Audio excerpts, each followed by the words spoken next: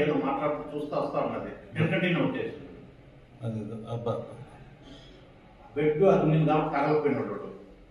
చెప్పతే ఇలాంటి మేడం ముందుకు వెళ్ళిపోయాడు చూడు లాగేది దేనికి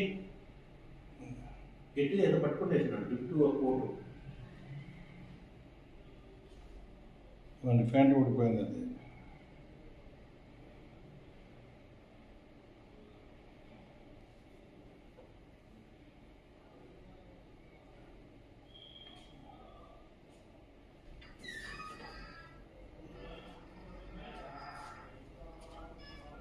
పేషెంట్ ట్రయాజ్ నుంచి వచ్చాడు కదా సార్ వచ్చింది